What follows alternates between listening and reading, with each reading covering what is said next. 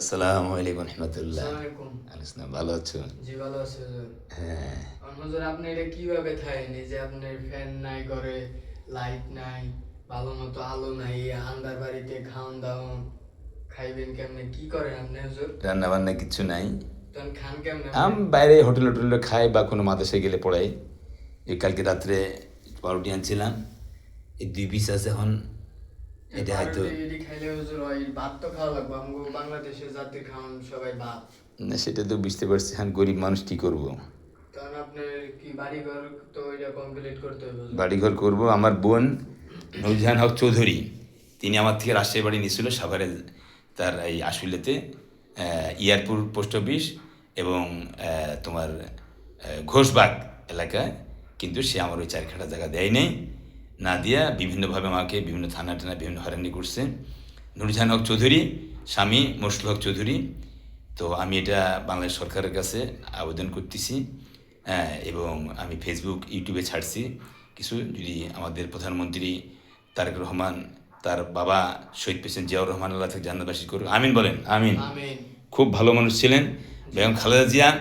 তেনার সাথে আমরা একবার সাক্ষাৎ করছিলাম বৈজ্ঞানিক বাংলা শিক্ষা নিয়ে 1992 সালে সুগন্ধা কার্যালয়ে। তো সেটা আমাদের আমরা ক্লাস করছিলাম যে গণশিক্ষার ব্যাপারে, কোরআন গণশিক্ষা।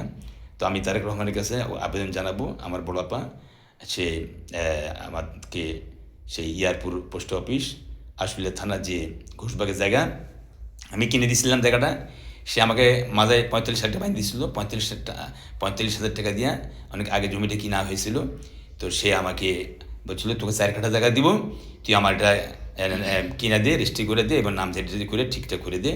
কিন্তু সে 4 কাঠা জায়গা দেয়নি মৌখিকভাবে। কিন্তু পরবর্তীতে রাজশাহী বাড়ি যখন সে আমার থেকে নেয়, তখন বলছে 4 কাঠা জায়গা দিব, মোট 8 কাঠা দেওয়ার কথা, কিন্তু কিচ্ছু দেয়নি। সে আমাদের ঘুরাইতেছে।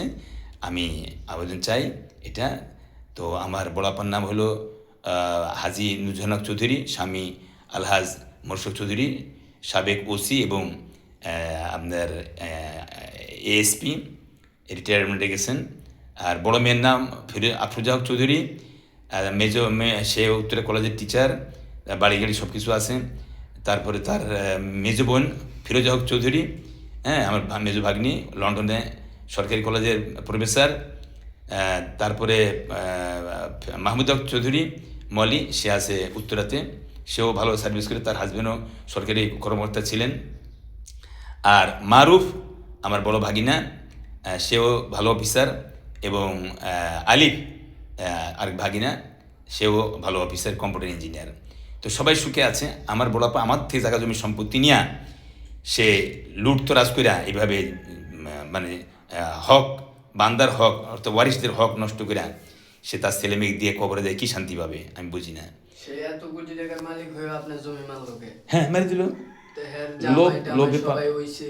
তা আপনার বাড়ির সম্পদ আপনি পান নাই মা বাবা? আমার নামে তো ছিল বাড়িটা, আমার থেকে সে নিচে দানপত্র হিসেবে। কিন্তু সে দিবে বলে সাভারে বলছে তুই তো সাভারে ইমামতি করিস, টঙ্গিতে তখন আউসপাড়া মসজিদ ইমাম ছিলাম আমি। জি।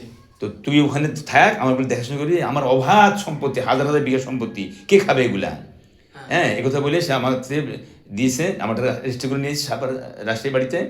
আর সাভারে আসার দেয় নাই। তো সাভারে আপনার নামে রেজিস্ট্রি করেন নাই? না, দেয়নি দেয়নি এই পর্যন্ত, আজ পর্যন্ত 23-24 বছর পার হয়ে গেল। তখন ছোট ভাইরে দেখবো না, বড় বোনের দায়িত্ব এখন আর দেখবো তো বলো, এখন আমরা আইনে আশ্রয় যাবো, আইনে যদি পাই। এরপরে আমার হান্নান ভাইকে পাওয়া যাচ্ছে না। তারপরে সে কোথায় গুম হয়ে গেছে, কে করছে আমরা তো জানি না। এরপরে আমার ছেলে 1 বছর জেল খেটে আসছে, এটা কে করাইছে এগুলা? ছোটো ছেলেকে পাওয়া যাচ্ছে না। এভাবে আমরা যখন এই কথা বলি, সাভারের রাজশাহী বাড়ি কথা বা ওয়ারিশ কথা বলি, সে আমাদের ভিতরে জুলুম হচ্ছে করে। তা আমি প্রধানমন্ত্রীর কাছে আবেদন রাখলাম, আমাদের এই ভিডিও দেখবেন এবং আমাদেরকে হেল্প করবেন। আমার এখানে ঘরের কোনো খাওয়ার ব্যবস্থা নাই, রান্না বান্না নেই, কিছু নাই। আমি এখন অসহায় ছিল। ব্যবস্থা নাই। আগে হুজুরে কি সুন্দর বাড়ি আছিল, কেউ আইলে নাস্তা আপ্যায়নের অভাব ছিল না। তো এখন তোমার কি খেয়াল, আমার বই আমার জায়গাটা দিলে ভালো হয় না খারাপ হয়? ভালো হইব মানে অবশ্যই। আচ্ছা, আপনি আচ্ছা। তিনজন কেউ আপনার পাশে না হ্যাঁ, থাকলে হ্যাঁ, হইব। হ্যাঁ।